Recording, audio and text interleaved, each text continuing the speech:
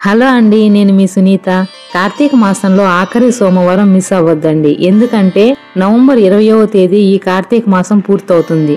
ఈ మాసంలో ఎలాంటి పూజలు చేయకున్నా లేదా చేసుకోవాలి అనుకునే వారికి నవంబర్ 17వ తేదీ వచ్చే సోమవారం రోజున పూజలు చేసుకోండి. ఎంతో శుభప్రదంగా ఉంటుంది.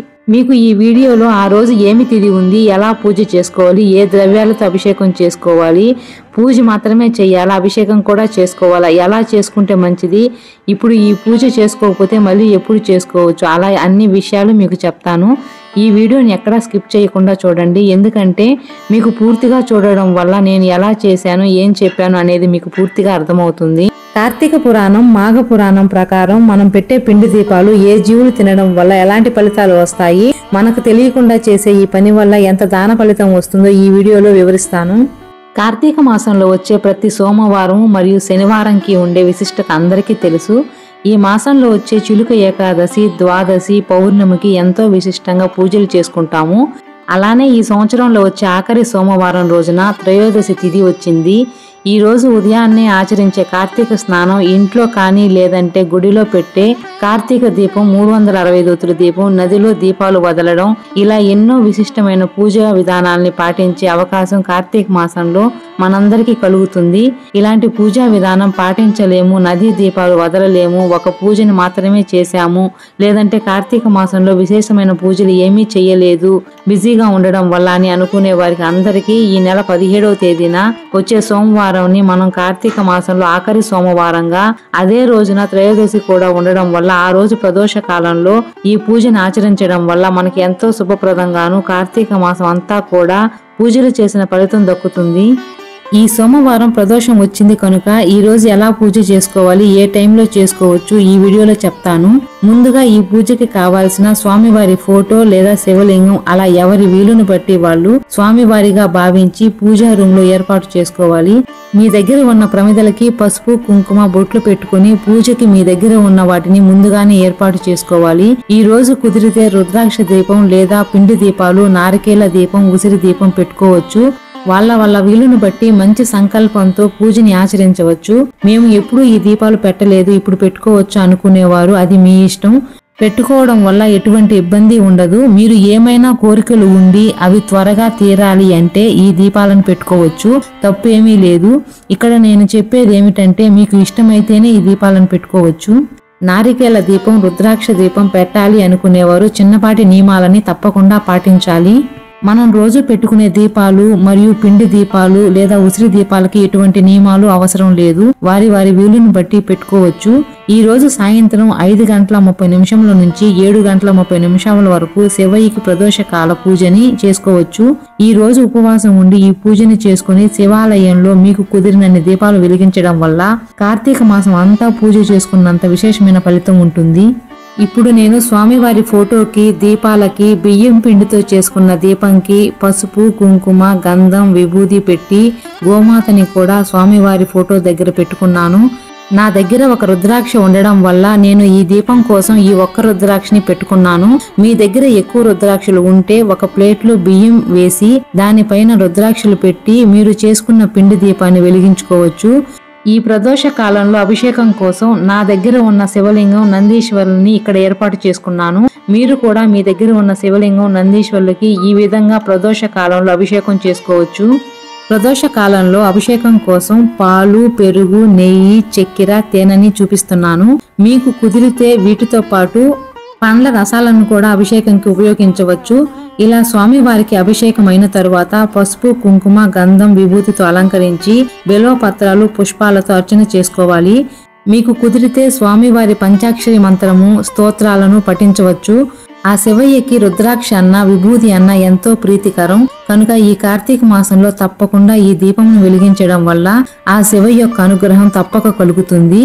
ఈ రుద్రాక్ష దీపం కోసం ఏకముఖి రుద్రాక్ష లేదా పంచముఖి రుద్రాక్షను ఉపయోగించుకోవచ్చు. మీ దగ్గర ఎన్ని కుదిరితే అన్ని, 1, 3, 5, 9, 11 అలాగా ఎన్ని రుద్రాక్షలు కుదిరితే అన్ని ఒక ప్లేట్లో బియ్యం వేసి దాని మీద ఈ రుద్రాక్షల్ని అమర్చుకుని పిండి దీపంను ఆవు నెయ్యితో వెలిగించుకోవాలి. ఎలా వెలిగించుకోవాలో నేను ఇక్కడ చూపిస్తాను. ఈ దీపం పెట్టడం కోసం కొన్ని తమలపాకులకి పసుపు, కుంకుమ, బొట్లు పెట్టి నేను చేసుకున్న పిండి దీపాన్ని మరియు పూజకు కావాల్సిన వస్తువుల్ని ముందుగానే ఏర్పాటు చేసుకున్నాను. ఇప్పుడు ఈ దీపం పెట్టడం కోసం మొదటిగా తమలపాకులు పెట్టి అక్షంతలు వేసి రుద్రాక్షతో కూడిన పిండి దీపాన్ని ఏర్పాటు చేసి ఒత్తిని మరియు ఆవు నెయ్యిని వేసి ఏకవతితో దీపం వెలిగించుకోవాలి. ఇలాంటి విశేషమైన దీపాలను పెట్టుకోవాలి అనుకునేవారు తప్పకుండా ఆవు నెయ్యిని మాత్రమే ఉపయోగించడం వల్ల మనం కష్టపడి చేసిన పూజకి మంచి ఫలితం ఉంటుంది. దీపం వెలిగించిన తర్వాత అక్షంతలు వేసుకుని పుష్పాలను సమర్పించి స్వామివారికి ప్రసాదంగా పండ్లు లేదా మీకు కుదిరితే ఏ ప్రసాదం చేసైనా స్వామివారికి పెట్టుకోవచ్చు. కార్తీక మాసంలో ఆఖరి సోమవారం మీకు కుదిరితే తప్పకుండా నారికేల దీపం వెలిగించడం వల్ల ఎన్నో సమస్యలు దారిద్ర్యాల నుండి బయటపడవచ్చు అని పద్మపురాణంలో చెప్పబడి ఉంది. మీకు కుదిరితే తప్పకుండా ఇంట్లో అయినా లేదా శివాలయంలో అయినా పెట్టుకోవచ్చు. నారికేల దీపం ఎలా పెట్టాలో షార్ట్ వీడియోలో చేసి చూపించాను. ఆ వీడియో లింక్ డిస్క్రిప్షన్ లో ఉంచాను. దాని ఇన్ఫర్మేషన్ కోసం ఆ వీడియో లింక్ ఓపెన్ చేసి చూడవచ్చు.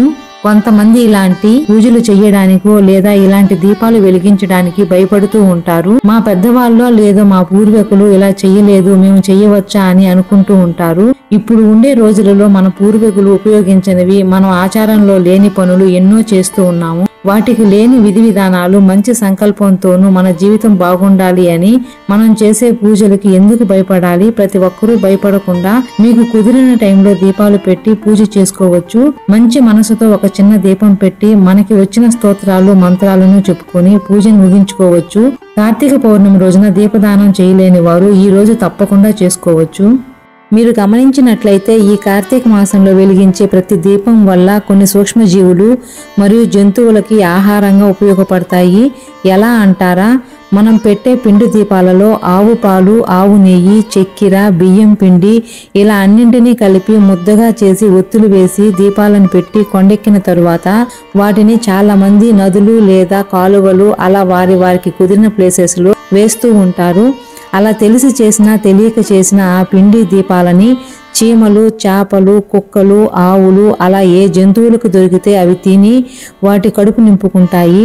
నల్ల చీమలు తినడం వల్ల రుణబాధలు, ఆవులు తినడం వల్ల మనకి ఉన్న గ్రహ దోషాలు, జలచరాలు తినడం వల్ల ముక్తి కలుగుతుంది అని మన పురాణాలలో ఉన్నాయి. కార్తీక పురాణం చదివిన వారు లేదా విన్నవారు, ఈ పిండి దీపాలకి ఉన్న విశిష్టత తెలిసిన వారు ఈ మాసంను తప్పకుండా నియమనిష్టలతో పాటించి వారికి ఉన్న బాధలను తొలగించుకుని సంతోషకరమైన జీవితాన్ని పొందుతారు.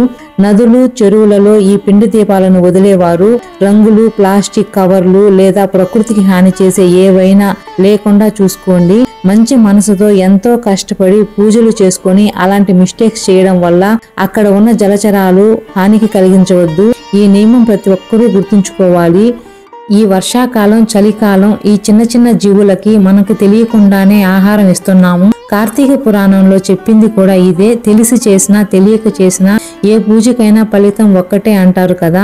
ఇలా మనకి తెలియకుండానే చేసే ఈ దానం వల్ల ఎన్నో సూక్ష్మజీవులకి ఆహారంగా తీసుకొని మనకి పుణ్య ఫలితం, దాన ఫలితాన్ని కల్పిస్తూ ఉన్నాయి. ఈ రోజు కూడా ఈ పూజను మిస్ అయ్యాము, మళ్ళీ ఈ పూజను ఎప్పుడు చేసుకోవచ్చు అనుకునే వారికి పోలీస్ వర్గం రోజున ఈ పూజను చేసుకోవచ్చు. ఈ కార్తీక మాసంలో సోమవారం, ఏకాదశి, ద్వాదశి, పౌర్ణమి ఇలాంటి రోజులలో పూజను చేసుకోవాలి అనుకునేవారు ఉపవాసం ఉండి శివయ్యకి అభిషేకం చేసుకుని విభూతితో స్వామిని అలంకరించుకొని పూజలు చేసుకోవచ్చు. నేను చేసిన కార్తీక మాసం ఆఖరి సోమవారం పూజా విధానం మరియు మనకి తెలియకుండానే చేసే దానం వల్ల కలిగే లాభం ఈ వీడియో ద్వారా మీకు షేర్ చేసిన ఇన్ఫర్మేషన్ నచ్చింది అనుకుంటున్నాను. Please subscribe to our channel for more video like this.